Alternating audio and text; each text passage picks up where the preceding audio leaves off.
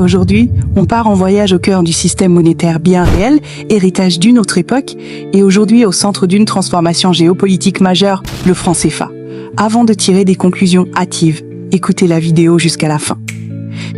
Et comme dans tout système complexe, où le changement d'une seule règle peut bouleverser l'équilibre, un groupe de pays, l'Alliance des États du Sahel, le Burkina Faso, le Mali et le Niger, ont annoncé leur intention de modifier radicalement les paramètres, de quitter le jeu du franc CFA, simple outil de stabilité ou vestige d'une dépendance. Sa remise en cause par l'Alliance des États du Sahel, acte de souveraineté ou saut risqué dans l'inconnu. La réponse n'est pas simple. Accrochez-vous, on décortique la mécanique, les enjeux et les futurs possibles de cette monnaie très controversée. Pour comprendre la situation actuelle, il faut d'abord comprendre les règles du système CFA tel qu'il fonctionne depuis des décennies. Né en 1945 dans un contexte colonial, le franc des colonies françaises d'Afrique a évolué, mais repose toujours sur quelques piliers fondamentaux définis par des accords entre la France et les pays membres. Deux zones, l'UEMOA en Afrique de l'Ouest et la CEMAC en Afrique centrale, chacune avec sa propre banque centrale. Première règle, une parité fixe avec l'euro.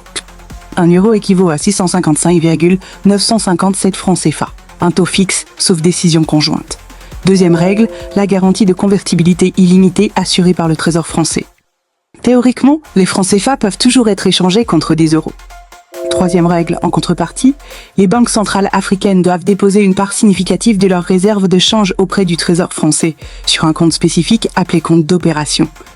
Quatrième règle, la présence française dans les instances de gouvernance des banques centrales, bien que récemment allégée dans la zone UEMOA. Officiellement, ce système vise la stabilité monétaire, la maîtrise de l'inflation et la facilitation des échanges avec l'Europe. Des règles claires, un cadre stable, en apparence seulement. Mais ce système fait l'objet de critiques de plus en plus virulentes. Premier problème, la perte de souveraineté monétaire. Les pays CFA ne peuvent ni dévaluer leur monnaie, ni ajuster leur taux d'intérêt selon leurs besoins économiques. La politique monétaire est dictée par la Banque centrale européenne. Deuxième problème, un frein au développement. Le CFA favoriserait les importations européennes et freinerait l'industrialisation locale. Troisièmement, la centralisation des réserves à Paris est perçue comme une anomalie, voire une sorte de braquage légal. Enfin, symbole fort, le franc CFA est de plus en plus vu comme une survivance coloniale. Une servitude monétaire insupportable pour des pays en quête de souveraineté pleine et entière. Dans ce contexte, l'Alliance des États du Sahel, déjà engagée dans une rupture politique et militaire avec la France, envisage logiquement de se libérer aussi de son système monétaire. Sortir du franc CFA, c'est d'avoir une monnaie propre à nous. Une monnaie pour le Niger, une monnaie pour le Mali, une monnaie pour le Burkina. C'est le combat. Parce qu'aucune souveraineté ne saurait être possible lorsque nous n'avons pas une autonomie financière ou une autonomie économique. Créer une nouvelle monnaie, monnaie commune ou monnaie nationale, devient une déclaration politique et une décision potentiellement historique. Alors, cette sortie, bonne ou mauvaise idée? Analysons. Côté avantage, premièrement, la souveraineté monétaire retrouvée.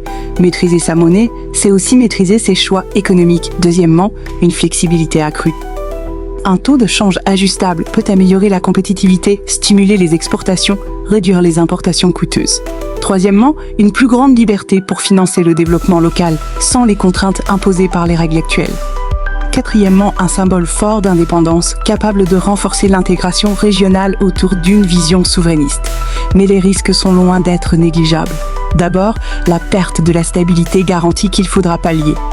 Ensuite, le risque d'inflation. Sans ancrage externe, une discipline budgétaire stricte devient indispensable. Sinon, un danger de planche à billets et de perte de contrôle. Autre défi, le coût et la complexité technique d'un changement de monnaie. Imprimer des billets, sécuriser les échanges, adapter les systèmes bancaires, former le personnel. Tout cela demande temps, argent et expertise. Si la confiance n'est pas immédiatement établie, investisseurs et épargnants pourraient se tourner vers des devises plus sûres. La décision de l'Alliance des États du Sahel est bonne selon moi. C'est un pari qu'on se doit de gagner. Un acte de souveraineté. Tout dépendra de la solidité des institutions, de la rigueur des politiques économiques, de la capacité à instaurer rapidement la confiance et du contexte sécuritaire et politique global.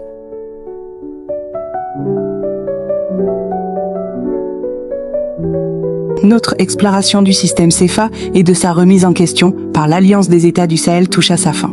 On a vu un système hérité d'un autre temps, remis en cause par des pays en pleine redéfinition de leur trajectoire. Sortir du franc CFA, c'est tourner une page, mais aussi s'engager dans une zone d'incertitude. Nous assisterons bientôt à la naissance d'une zone monétaire souveraine au Sahel. L'histoire est en train de s'écrire. Une chose est sûre, le jeu a changé en Afrique.